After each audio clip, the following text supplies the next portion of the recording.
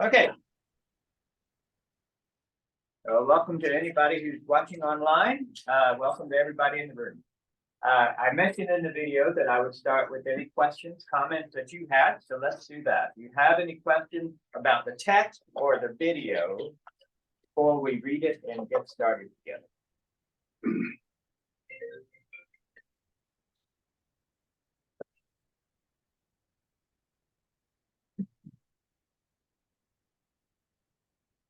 Okay. So what we'll do is read it together, and then I've got some agenda I want to cover with you. Okay. The text is found on the back of your handout if you don't have a Bible with you. After leaving the synagogue, Jesus entered Simon's house. Now, Simon's mother-in-law was suffering from a high fever. Sorry. Simon's mother-in-law was suffering from a high fever, and they asked him about her. Then he stood over her and rebuked the fever, and it left her. Immediately she got up and began to serve them. As the sun was setting, all those who had any who were sick with various kinds of diseases were brought to him. And he laid his hands on each of them and cured them. Demons also came out of many, shouting, "You are the Son of God." But he rebuked them and would not allow them to speak because they knew that he was the Messiah. All right. Interesting 4 verses there, huh? Not really a narrative, from start to finish. It's kind of 2 different stories, more or less, going on there. I want to start by looking at verse 41. And just thinking about what's going on here when the demons come out and claim to Jesus, "You are the Son of God." And then Jesus silences them, would not permit them to speak. Because, Luke says, because they knew that he was the Messiah. Let me first ask, what are your questions when you look at that verse, that encounter between Jesus and these demons?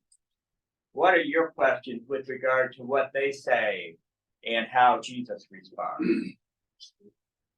Yes. Why did he not want them to declare he was the Messiah? Right. You would think that if this is a moment of general of spiritual warfare, as it were, Jesus versus the demon, then making them say, "You are the Son of God," would be the victory, right? You've got them on their knees and they're like, "I give up. You're the Son of God. We'll worship you. We'll follow you. We'll do what you say."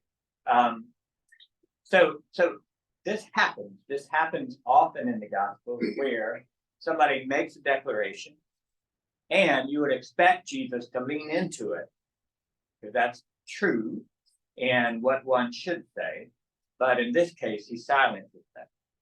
Now, in this case, it's a little more understandable because they're demons. And as Jennifer walked with you last week through that term, and as I tried to mention about it during my sermon last week, we don't always know what exactly the gospel writers have in mind when they use that language. But it's certainly a destructive entity of some sort. And so we could say in this sense, well, Jesus doesn't want demons saying that because he doesn't want demons to be among his choristers, the folks who are amplifying his message. But in the 9th chapter, something else happens. That's the chapter where Jesus asked the disciples, "Who are people saying that I am?" And they throw out various answers. And Jesus asks, "Who do you say that I am?" And they say, in Matthew it's Peter, but I think in Luke it's a common answer, "You're the Messiah." And Jesus tells them not to tell anybody. He rebukes them. Our translators don't use the word rebuke there. It's the same Greek word. They say he charged them or he ordered them sternly. But it's the same word. He rebukes the disciples and silences them. So it's not just that these are demons saying this, and so he's silencing them because he doesn't want the testimony of demons behind him. Jesus does the same thing when the disciples declare him the Messiah. And that befuddles us, right? You would think, why? Why not? Of course, this is what we're all supposed to do. We've read Paul. The day shall come when every knee shall bow and every tongue confess that Jesus Christ is Lord. The Christian community typically lives toward a vision that anyone professing Jesus as Messiah is a good thing. And so whenever we run across these moments in the Gospels, when someone says that and Jesus silences them, it's like hitting a speed bump. And you're just suddenly like, wait a minute, that shakes us a little bit and perhaps damages us a little bit. That's a problem, and it's been recognized throughout the history of Christian church when it comes to interpreting the Gospels. And in 1901, a biblical scholar named William Brady, I'm assuming I'm saying his name more or less correctly. It's Wrede. He wrote a book called The Messianic Secret. And I mentioned that in the video. It has become a working phrase. Anyone who went to seminary, when I went to seminary, is sitting in the pulpits now using that phrase often. And before. Anybody who went to seminary, when Les went to seminary, when Barrow went to seminary, we heard the Messianic Secret. Now, let me just give you some context. William Brady was not writing about our text. He wasn't even writing about the Gospel of Luke. He was writing about the Gospel of Mark. And what I don't always know when I hear people talking about the Messianic Secret is whether the arguments that Brady made and that others made along those same lines transfer from gospel to gospel. So we have to take kind of a broad picture of what was going on there. In the Gospel of Mark, so we're leaving our text for a minute. In the Gospel of Mark, there are moments like this, where someone proclaims Jesus, Son of God. Jesus silences them. This same story that we just read from Luke is in Mark's Gospel. The same thing happens. The same story in the 9th chapter of Luke, where the disciples claim Jesus as Messiah and he silences them. That happens in Mark also, in the 8th chapter. But a couple other things happen in the Gospel of Mark that are interesting. In the 4th chapter of Mark's Gospel, there's a very curious, hard to understand explanation of what parables are for. Y'all might remember that we studied that back in the day, but it's one of many studies that we've had, so it might have slipped out of your mind. But Jesus says that the purpose of parables is so that, and then a quote from the Old Testament again, hearing they may not understand, and seeing they might not see. And it almost feels like what Jesus is saying to the disciples is, he speaks in parables so that the crowd doesn't understand what he's talking about. It's the worst thing ever because we think that parables are little, a children's sermon. They're illustrations and they clarify everything with an analogy or a metaphor. In the 4th chapter of Mark's Gospel, it seems like what Jesus is saying is that parables, the purpose of the parable is to obfuscate things rather than clarify. And you think, why would Jesus want to do that? Well, that's another question. It's the same question of why would Jesus silence someone who claims him as Messiah? You remember in Mark's Gospel when they're coming down from the mountain of transfiguration, Jesus orders the disciples not to tell anybody what they saw until after the resurrection. So now we have the secret as a temporary thing, pre-resurrection. That happens in Mark's Gospel.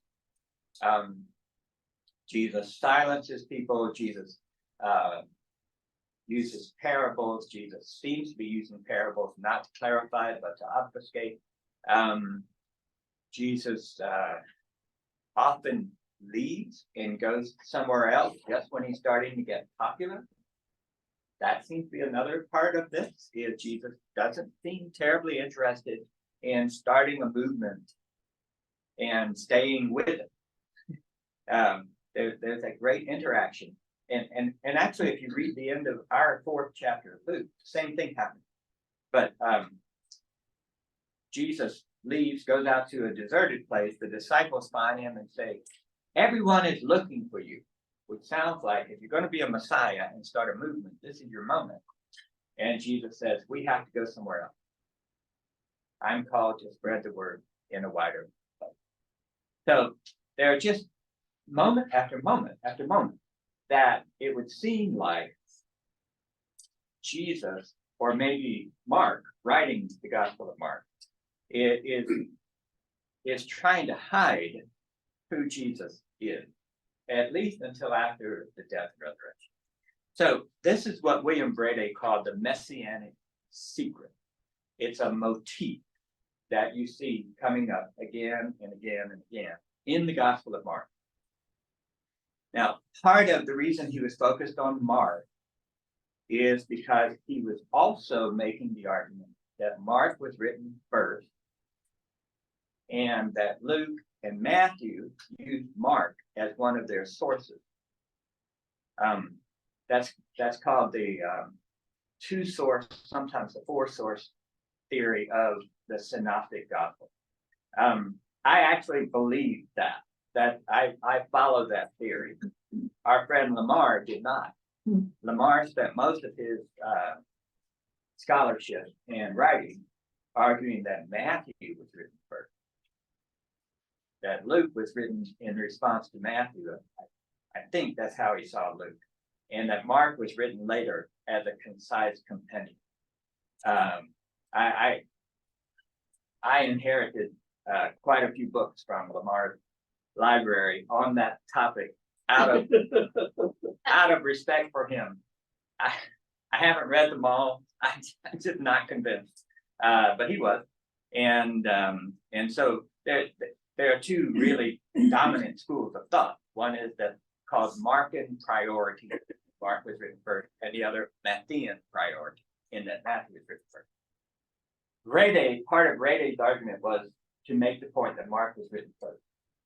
And he had this motif of the messianic secret. So then Matthew and Luke, as they use Mark as their primary source, they have to figure out what to do with that. And sometimes they reflect it, and sometimes they don't. Am I driving you crazy, or is this interesting? Okay. So it was also in Matthew. Yeah, there are moments in Matthew. Yeah. And I'm not as keen on the material in Matthew and Luke as I am on Mark. So I can't do a side by side, but that would be an interesting thing to do one day. Okay, yeah. I'm going to channel Jerry for a half a second. What does the messianic secret mean for us today? Right. Well, that's a great question. It's a little premature at this point, but I mean, at most, the reason I'm sharing this with you is not because I think you're now going to be a better Christian knowing that there's a Messiah. But to help you, when you read Mark's gospel and you see something like Jesus tells them to be quiet, or when you read Luke, chapter 9, verse 21, when the disciples declare Jesus to be the Messiah and Jesus rebukes them, he tells them not to say anything to him. I just want to give you a sense that when you read that and you think, what? You're not the first person to ask that. And this is a really legitimate question that you're asking. There's a motif that's dominant in the book of Mark that shows up in Luke and in Matthew that has been so puzzling to scholars over the years that Brady's suggestion that perhaps there's a messianic secret has been just a way for people to think about it. Now, the next question, though, is All right, so you named it, Messianic Secret. Why was Mark doing it? What's the whole purpose of the Messianic Secret? And here you have some kind of interesting things, right? Some people have suggested that the purpose of the Messianic Secret was that Jesus wanted to control the timing, right? So Jesus knows, or he comes to know, hard to say, that he is going to have to die. He reckons with that even before it happens. He knows that's going to happen. If Jesus is going to have to die, first of all, that's counterintuitive to all of his fans and followers, right? They don't want him to die. The first time he tells the disciples in Mark, in chapter 8, that he's going to die, Peter rebuked Jesus. Same word, rebuked Jesus for saying such a thing. So look, the idea that the Son of God would come to earth and touch people and heal people and exorcise demons and proclaim the nearness of God's reign and would have to die. That's a counterintuitive thought.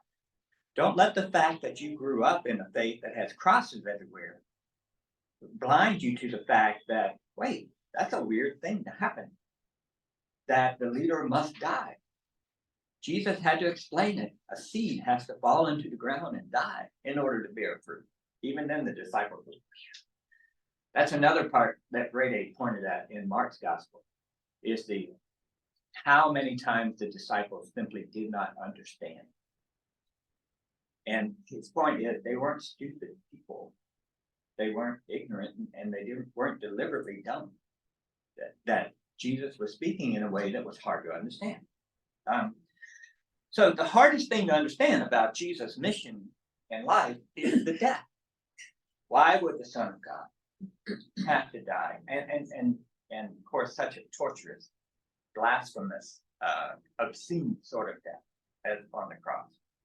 And so one of the, perhaps the reason for the Messianic Secret is so that Jesus' followers wouldn't start some kind of revolution that would carry him to the throne and install him in that way, rather than carrying him to the cross, which is what he had to do.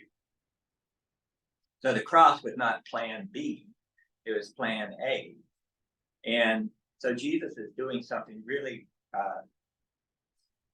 marvelous and difficult, which is gathering disciples for someone who's getting ready to die. Okay? So maybe the purpose of the Messianic Secret was to chill their heels a little bit so that he could accomplish what he had to do. And then, after the resurrection, they can tell everybody they want about the Mount of Transfiguration. And they can proclaim Jesus as Messiah. And they can, say he is the Son of God. And in fact, they do. And they go on to do that. So maybe it's about timing. And maybe it's about Jesus controlling the message. What does it mean to be the Son of God? It means to be fully human and to suffer the depths of human suffering. And if you have this elevated view of God, that God is apart from suffering and God couldn't possibly be akin to and sensitive to what it means to be human, you've got Jesus, who's going through this life and going to be rejected and suffer and die. And that's God's way of dealing with us. So in some respects, the Messianic Secret, rather than immediately jumping to the end saying he's the Messiah, the Son of God, the Messianic Secret is necessary so that Jesus can also embody this humanity of suffering. You see what I mean? So it's more than just naming it. It's reckoning how it fits into the life ministry of what Jesus says, does, and reckons. So Brady's comment is a very catchy one that really holds a lot of promise. Now, having said that, I don't like the phrase Messianic Secret. Personally, I think it's a misnomer. I think the question that Brady is trying to answer is indisputably an important question. Why does Jesus silence? Why do parables befuddle? Why do the disciples continually misunderstand? Why doesn't Jesus let his disciples claim him beautiful and all this? So the question that Brady has unearthed in such a clear way, I think, is an important one. However, I think the phrase messianic secret, at least with regard to Mark's gospel, I think is a little misleading. This is my take. And look, I'm a minor scholar in this world. And so take everything I say with a grain of salt. I think in Mark's gospel, the purpose of these things Brady is pointing out is because Jesus wants participants and not fans. To be a disciple is to join Jesus. Jesus asked the disciples, why could you not cast him out? These things come through prayer and fasting. Jesus wants people doing what Jesus does, not people standing there admiring Jesus for what he does. I really feel that all the discipleship in Mark's gospel is to join, to become part of what Jesus is doing, rather than to sit on the sidelines and cheer loudly. And I feel like what Brady called the messianic secret is Jesus not becoming the Caesar that you would put the laurel wreath on his head and proclaim him some kind of divine figure and everybody there yelling, "Hail Caesar," but rather you take up your cross and follow. And so I think messianic secret is a bit of a misnomer. There is a redirection on what it means to follow and become part, to be a disciple. But I don't think it has to do with seats.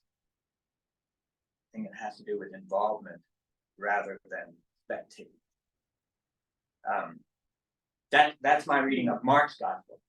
I've not studied Luke and Matthew to the extent where I'm confident saying anything about the role that these things play in Luke or Matthew's gospel.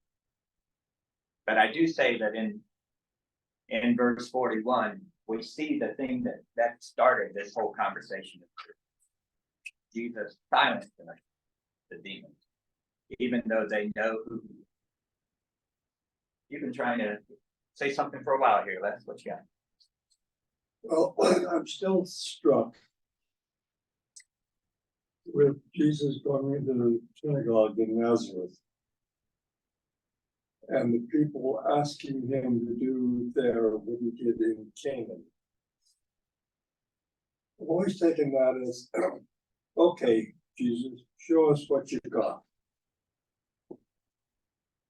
And much of my reading of Jesus stifling this proclamation is to keep people from using him. And the latest one that I just saw, which I think is quite contemporary, this whole thing is contemporary, is the defeated gubernatorial candidate in Arizona who says Jesus wants her to be the governor of Arizona. And I think it's the same thread as the people in Nazareth saying, show us what you got, do what you did in Canaan. And many of us are still saying, show us what you got. And this is stifling that, which is defeating that thought, which is defeating his purpose, which you've been talking about. Right. Yeah, that's a good point. Yeah, and if that's what all of these stifling activities are about, it fits within a long flow in the scriptures that goes back even to the 10 Commandments. The command not to use God's name in vain doesn't mean you say gosh, golly, darn, or substitute cuss words. It's not about what you yell when you drop something on your toe. It's about using the name of God for your own purpose. Putting the divine imprimatur on your opinion, on your agenda. Calling it God. It's why false prophets are stoned. They're saying, thus says the Lord, and then they say something that is strictly their view. And it's a dangerous thing to be a prophet. It's a dangerous thing to be a preacher and to proclaim something in the name of the Lord. Because if you're going to put God's name on it, you better be speaking God's word, not your own. So it's kind of that we are always trying to shape God in our image. We're always trying to use the name of God to our advantage. And that does seem to be at least part of what's happening in Nazareth. When they want to domesticate Jesus and make him, their favored son, demonstrating, on their behalf. So that's a good point. Yes, Farrell. On a somewhat minor note, there's a certain literary quandary that the writers face, which is they're writing about pre-resurrection events and stories, but they are post-resurrection. Right. And so, I mean, it's sort of like toward the end of this story, they're writing pre-resurrection, but of course he was the Christ. It keeps going back and forth in a way that's not always smooth. Yeah. It's hard. Right. It is hard. It's a great challenge. That's a great point. So just to flesh out the whole theory behind things. The prevailing theory, not starting with grade A, but he was arguing into it, is that Mark's gospel was written first. And we typically date it somewhere between 66, 70, 71 of the Common Era. And why is that? Between 66 and 70 was a Jewish rebellion that for a moment looked like it might be the next Maccabean revolution that delivered Israel from their imperial overlord, which the Maccabeans did for a brief period. But it ultimately failed. And in the year 70, the remnant of that rebellion had taken refuge in Jerusalem, and particularly in the temple, because it was such a magnificent and seemingly impenetrable fortress. And that's why Vespasian destroyed it. And it was destroyed by a Roman general who later went on to become a Caesar. So Jerusalem, effectively, and particularly the temple, was destroyed in around the year 70 of the Common Era. Well documented in historians of the day, in frescoes showing the Romans walking off with all of the candlesticks and other valuables inside the temple. Much celebrated in Rome as another pesky revolution put down, to the glory of the Roman gods and the empire. So Jerusalem is destroyed, the temple's destroyed in 70.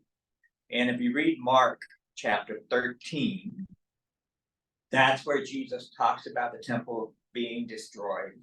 And the language there, I have noticed, goes from present to the future, to the present, to the past, to the present tense. It seems to be precisely what Beryl was saying.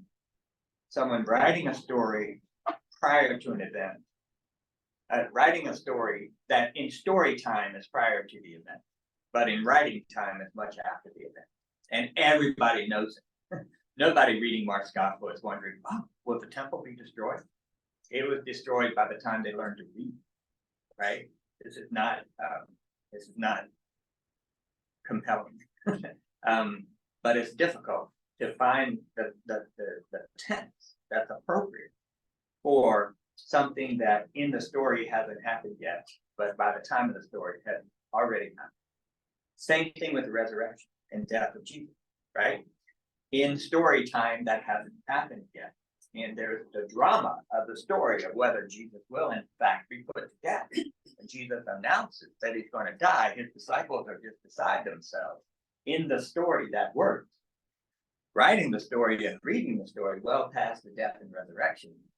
It's like, yeah, we know how this is going to end. Like you, when you go through Holy Week, you're not on pins and needles wondering if Jesus is going to die and it's all going to be over for nothing. You know Easter is coming, right? And so for the season of Lent and Holy Week, we have to bracket our certainty of Easter and allow ourselves to understand the death and the pain that everybody there will see. You can't just say, well, Jesus knew he was going to rise. So, the cross, he was just kind of thinking in his own mind, yeah, I'll be back. He was thinking in his own mind, ow, right? He was really suffering. So in order to get that, you have to bracket what you know. And each of the gospel writers is doing it. So the theory is that Mark was written around the time of the destruction of Jerusalem. That Matthew, this is the theory that I and most scholars buy into. This is not the theory that Lamar followed. Is that Matthew and Luke both had a copy of Mark in hand, and it was their primary source. Because the reason Matthew, Mark, and Luke are called the synoptic gospels, syn means together and optic means to see. So their storyline basically is the same. Matthew and Luke had birth narratives where Mark doesn't. There are little differences along the way. Mark's a lot shorter. Matthew has a Sermon on the Mount. Luke has a Sermon on the Plain, neither of which are in Mark. So there are differences, but their basic arc is the same. And the theory is that Matthew and Luke are following Mark, but that they also have other sources. One of which is called the Q source, from the German word Quell, which means source. So it's a sort. And there are stories that Matthew and Luke have in common that are not in Mark, but they're telling the same story. So the idea is not only do they have Mark, they also have this document that we call the Q source. There are some stories that are unique to Luke and some to Matthew. Luke has the birth narrative, angel, shepherd, etc. Matthew has the wise men, magi. They either Luke didn't know the story of the magi or didn't think it was worth telling, and either Matthew didn't know the story of the angels and the shepherd or didn't think it needed to be told. Matthew either didn't know either of those stories. Mark either didn't know either of those stories or didn't consider them important. See what I mean? What we're trying to do is go behind the text and think, if they're so similar, why are they different? And that's where all these theories come from. So anyway, I've taught this to death. I'm so sorry. But it is interesting that in this story we hit one of those speed bumps that the demons know who Jesus is. How do they know that? And why did he silence them? For knowing the truth. Because Luke says he silenced them because they knew he was the Messiah. Yes, Dave. Do I hear you saying that Jesus' choice here in rebuking the demons is a strategic choice? You hear me saying that seems to be one of the reasons, that could be one reason why this thing happened. Is Jesus wants to control the narrative. You used that phrase earlier. Yeah. Yeah. And you can't control the narrative if you've got these demons that nobody wants to cuddle up with a demon. And if they're praising you, what does that mean? You know what I mean? So, Well, I think I know the answer to that. well, do you? It seems to me one of the elements that's common to passages we've read over the last 3 or 4 weeks is that Jesus is controversial. Certainly, that's true in Nazareth. Yeah. Was it 2 weeks ago that the demon asked, "What are you doing to us?" Right. But what is Jesus doing? What is Jesus doing? Well, if you say Jesus is controversial, he's changing. He's trying to change what people believe religiously or theologically, I think. Okay, Politically, I would answer that a little differently. Go ahead. And that's what I call controversial. Yeah, sure. Why is that threatening to what we are calling demons? Yeah, and so what I don't know is what first century folk, either biblical writers or biblical readers or people in the story. Right. What I don't know is exactly what they mean by the word demon, Right, right? So accepting that, it does seem to me that this is at least part of what it means. There are forces in the world that are just bent on destroying life and community. Someone with a demon, someone who is tortured, rent from the ability to participate fully and joyfully in community. And there, I don't doubt at all, whether we call them demons or other things, that there are certain things in life, I don't know how to describe them, but they just seem so destructive of life, community, of joy, of full participation in what we love to do. And Jesus is liberating people from that. So whatever demons represent is destructive. Jesus is bringing something that's life affirming. And that's the controversy, right? Because honestly, we hate demons when they're pestering us and those we love. We're on the fence a little bit when they're pestering people we don't like and our enemies. And sometimes we buy into destruction. And I mean, I'm showing my cards here. I think the definition of sin is anything that's destructive of life and community. Not a list of right and wrong. It's anything that's destructive of life and community. And so salvation is the restoration of life and community. And yeah, so I think this is real spiritual warfare, as it were. I don't like war analogies generally. But this is the standoff between life affirmation and life destruction. And that's what demons represent. That's what the devil represents. That's what Satan represents. Always trying to get you to doubt God's love, to doubt God's care, or to exploit God's love and God's care for your own good in ways that are destructive. And Jesus, that's what he's up against. Yeah. That doesn't exactly answer why he tells them to be quiet.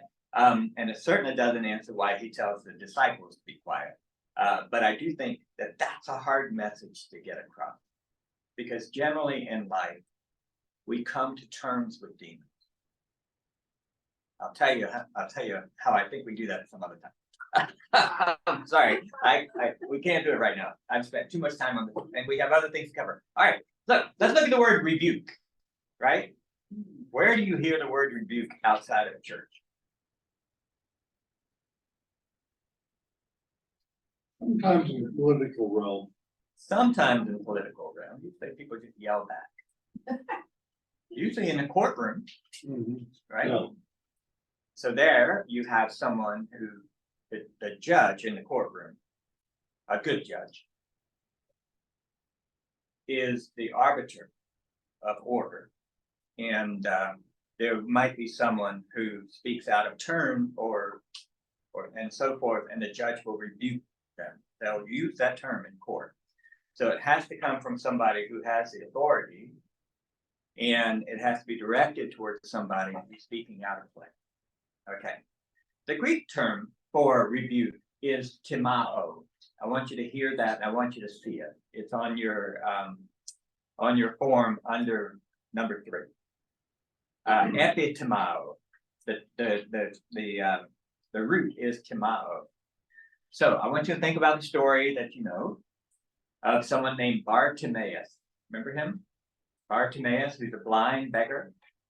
And he's identified in Luke's gospel, in Mark's gospel. I don't know how it happens in Luke and Mark, in Matthew.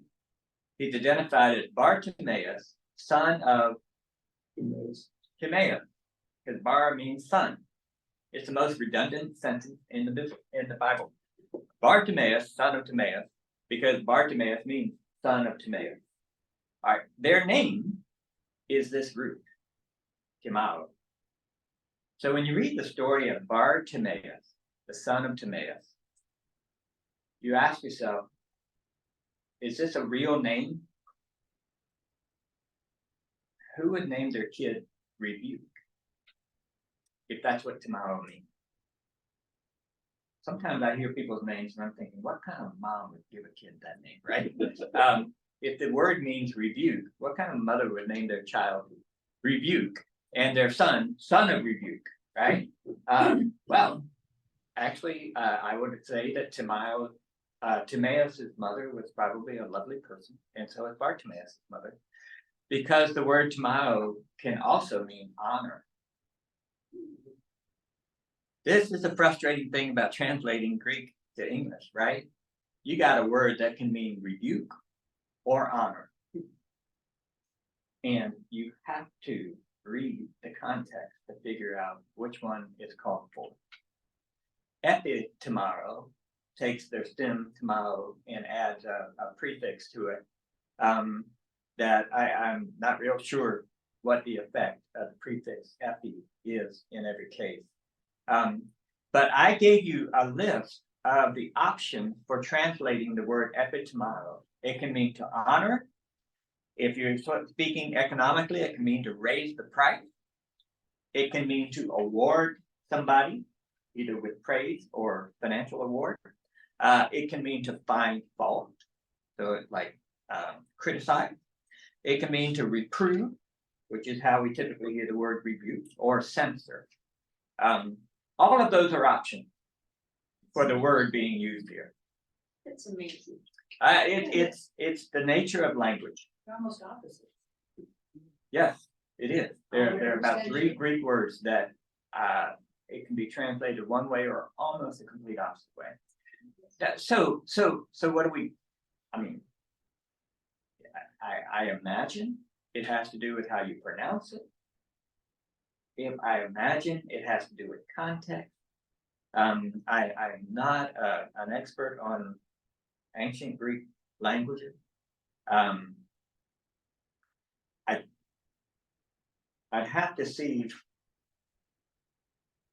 Sometimes Greek words are connected to the Hebrew word by virtue of the Septuagint. I haven't done the research to figure out what kind of Hebrew term might be behind this.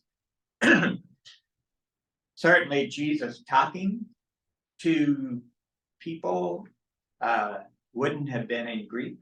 That wasn't the language of converse. Yeah, that would have been Aramaic. So we'd have to see where that factors in. But the language of writing is Greek because of the Greek Empire. Arabic has more in common with Hebrew than other. It is. It's kind of Yiddish, and ancient Yiddish in some way. But we don't have the Aramaic words. There have been Aramaic translations, but they were translated from Greek back in the Aramaic, so we don't know what that means. So this word rebuke, it can go a number of different ways, and typically the context can easily tell you whether someone's honoring or rebuking, right? It just can't. It seems unthinkable that Jesus would be honoring the demons in this moment. Many came out shouting, "You are the Son of God," but he honored them and would not allow them to speak. That doesn't fit. The fact that he won't let them talk means that he's opposing them. So quite often, Does it? well, Or is he yeah, saying, it does. please don't flatter me that way?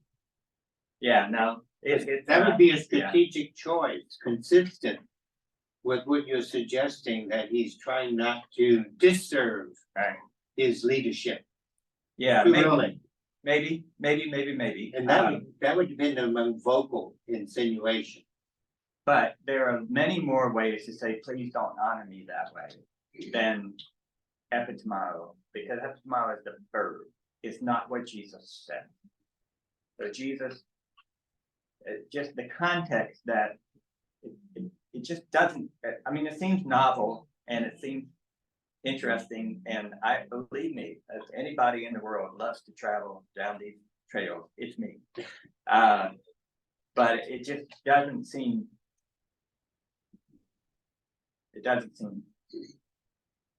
proper that someone would honor and silence. Possible, but most likely not probable. And there's not a single translation, even mine, as bad as they are, that goes that direction. But it's possible. That's the thing. You got to make interpretations like that. And you can trust that the people who interpreted the Bible you carry have spent hours arguing over what to do with this verse. But let's see how Luke uses it. Doesn't seem to fit with, honor doesn't seem to fit with any of these things. Well, yeah. Well, I would agree. I think generally rebuke is the right translation. But let's see how it's used. In last week or 2 weeks ago, no, last week, text, Jesus rebuked the spirit of the unclean demon. Remember that story? Here, Jesus rebukes a fever. And the next, and also here, Jesus rebukes demons. In the next event, in chapter 8, Jesus will rebuke the wind during the storm. In chapter 9, Jesus rebukes the disciples and again tells them not to tell anyone that he's Messiah.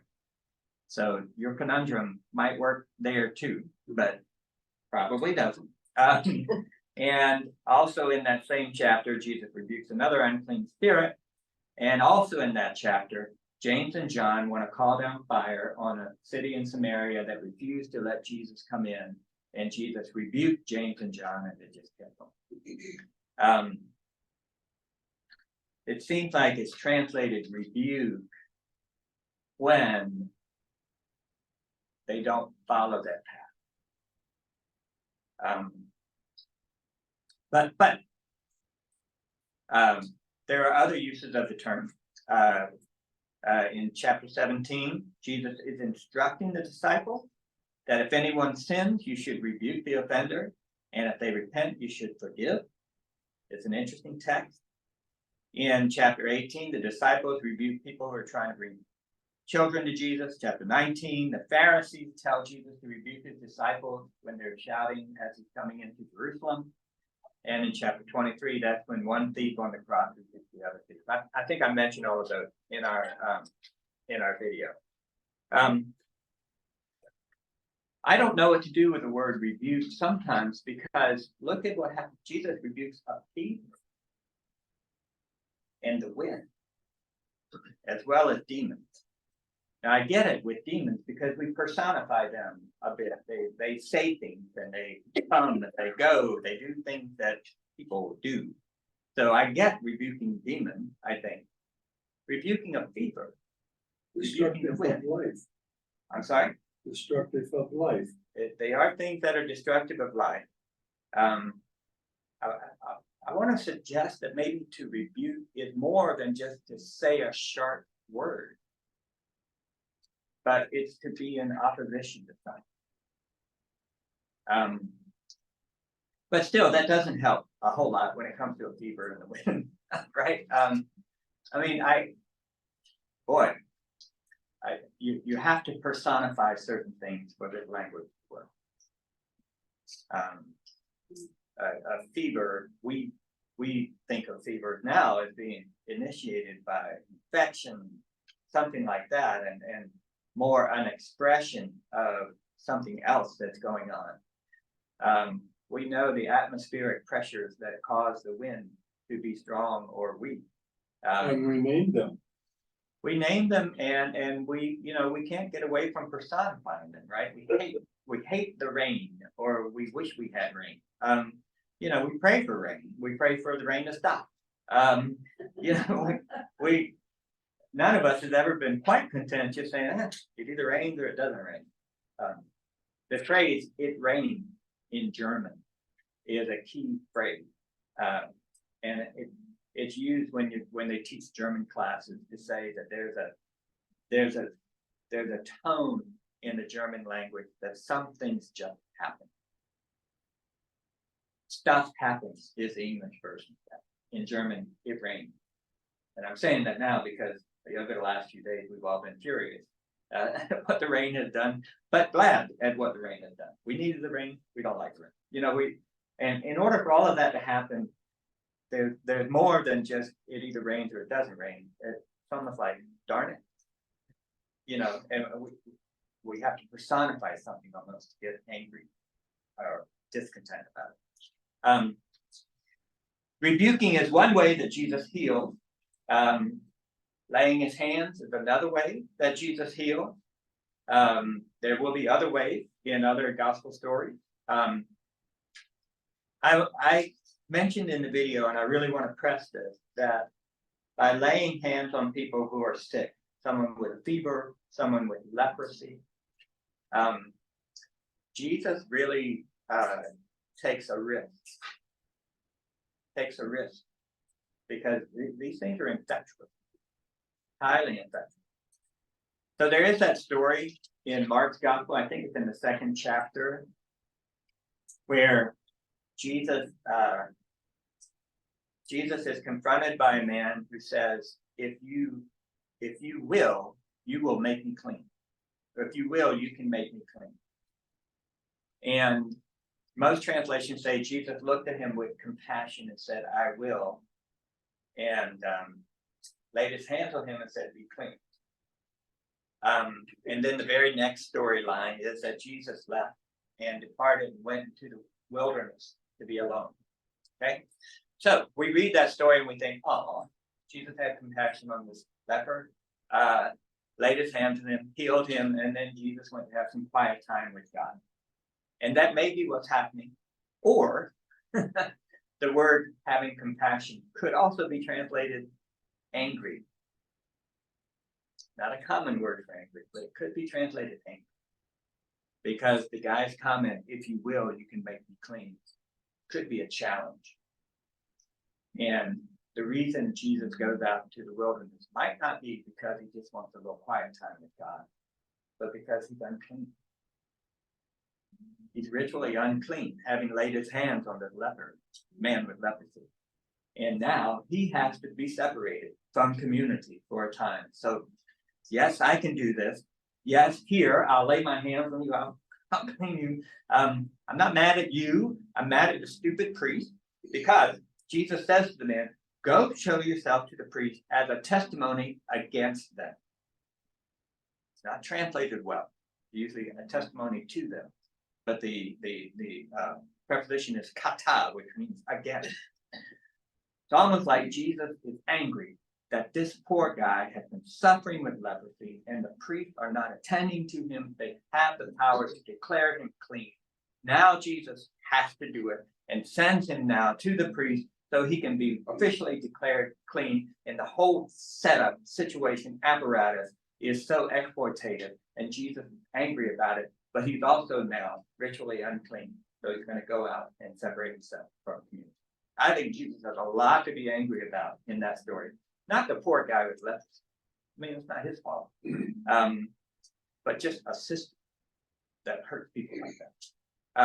So remember that story. Whenever you see Jesus laying his hands on someone who has a fever, we don't know the source of this fever. It could be that they asked Jesus about her because they don't know where the fever is coming from. Do we need to isolate her? Is she going to die? Can we go in and take care of her? Are we going to die? Should the house be declared off limit?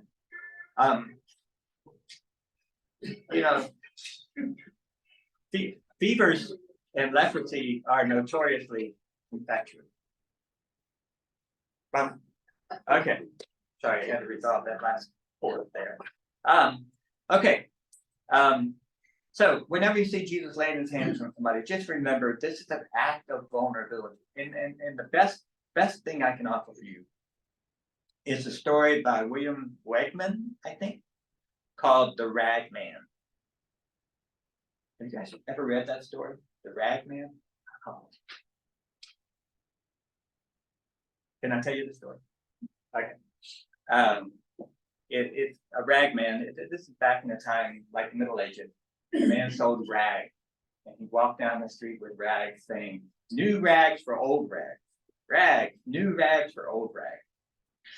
And he came across somebody who was bleeding from his head and bleeding through his wrap bandage, and he took the bandage off and put it on his head and put a new bandage, and the man was healed and walked away.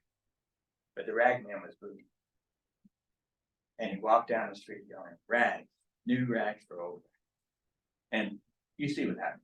The same thing, someone had a broken arm, same thing, he changes the rag, now his arm is broken. He changes someone's leg, now he has to hobble down the street because his leg is now fractured. That was meant as a parable for Jesus' healing. By his stripes we are healed. Is the language from Isaiah that some of the gospel writers use to describe the gospel, where Jesus takes on our brokenness. And that's almost literally true. When Jesus touches somebody who's got leprosy, because they are ritually unclean, and by virtue of touching them, Jesus is now technically ritually unclean. So he's taking on their uncleanliness, their shame, perhaps their defeat. I don't know. The whole thing about being unclean and separation and stuff was kind of over the top careful just to keep leprosy from wiping out an entire village. But I want you to see that these healing stories are moments when Jesus becomes vulnerable to what others have. Instead of, Mr. Impenetrable Jesus just, be healed, and they're done and he's walking off. None the worse for it. I think Jesus takes risks in laying his hands on people. So that's an interesting phrase. It's more than just a gentle caress. I want you to think of the story of the rag man whenever you see Jesus laying his hands on somebody and them being healed as a result. Jesus is being vulnerable. Okay, so what's listed under number 5, second reading, that actually is left over from last time. I forgot to change it. That's how I do these handouts, is I just copy them and fix them. So never mind that. I think we're pretty well done. Do you have any other questions before we wrap our time up here? Yes, sir. It's probably very minor, but why is there a note in the story that the healings didn't occur until after the sun went down or until the evening? Yeah, I don't know. Okay. I really don't know. I think that's a curious thing too. But I don't know. Yeah. So if any of you knows, just send those cards and letters to St. Martin and we'll talk about it next week. Okay, next week we're going to look at the triumphal entry into Jerusalem story. So we're leaving the 4th chapter of Luke. You may be very glad. Going to jump ahead, I think chapter 19. So talk to you then. Thanks. So, Anne, you can stop the recording.